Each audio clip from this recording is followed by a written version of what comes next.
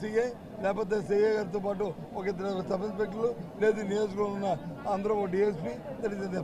కానీ ఎంతమంది ఎందుకండి? నేను ఎప్పుడు చూడలేదు. గృహ నిర్బంధం ఎందుకండి? నేను ఎప్పుడు చూడలే.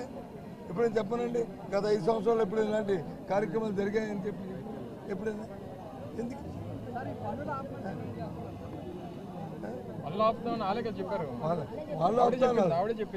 మొన్న ఇప్పుడు టీవీలో చూశాను.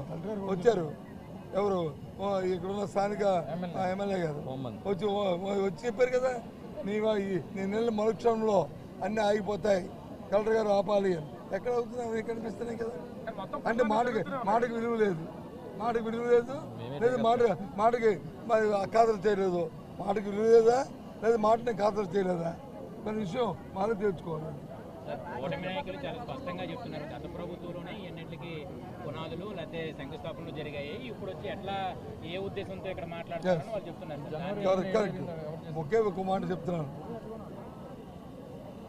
ఏ ప్రభుత్వాన్ని మా ప్రభుత్వంలో ఇచ్చిందా, అంతకుముందు కాంగ్రెస్ ప్రభుత్వం ఇచ్చినా, అంతకుముందు తెలుగుదేశం ప్రభుత్వం ఇచ్చిన జీవనాన్ని ఆ కార్యక్రమాన్ని ఆ లోకల్గా పనులు ప్రారంభించే ముందు, కార్యక్రమాన్ని ప్రారంభించే ముందు ఆ ప్రాంతంలో ఉన్న ప్రజల తాలూకు మనోభావాలు తెలుసుకొని వాళ్ళతో సంప్రదించుకొని వాళ్ళని ఒప్పించి ఆ కార్యక్రమం చేయాలి. లేనప్పుడు దాన్ని ఇంకో దగ్గర మార్చుకోవాలి.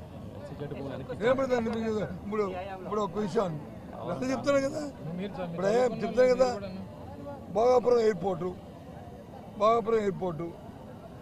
అన్ని వేల ఎకరాలని ఎక్విజన్ చేయడానికి వీల్లేదు. పెద్ద ఉద్యమాలు చేశారు టీడీపీ ప్రభుత్వంలోనూ. మేము వచ్చాం, వాళ్ళందరినీ ఒప్పించాం, వాళ్ళందరినీ క్యాచ్ చేసాం, శంకుస్థాపన చేసాం. ఇంకా వచ్చే సంవత్సరంలో ప్రారంభించబోతున్నాం. దాన్ని ఒప్పించాం. మన పక్కన ఉన్న ఎస్సీ జెడ్ ఏది మన అచ్చాపన ఎస్సీ జెడ్ దాన్ని 8,000 ఎకరాలు చేసాం అక్కడ.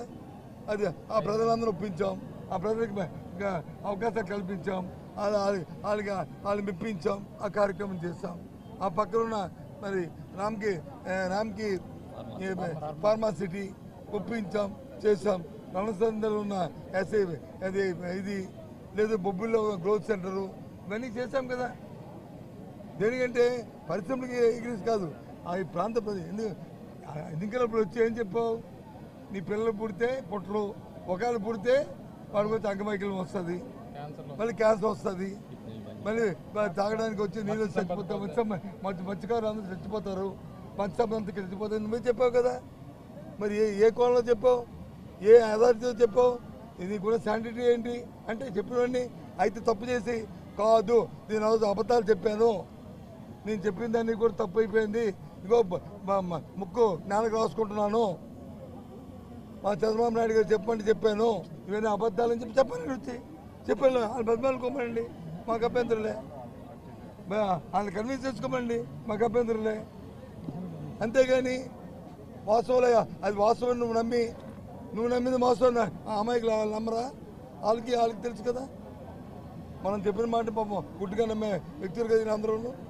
అంటే ఇప్పుడు బాధ్యతగా ఉన్న వ్యక్తులు ఎంతవరకు నిజం చెప్పాలి, ఎంత మన నిబద్ధత ఉండాలి, ఎంత నిబద్ధత ఉండి మాట్లాడాలి.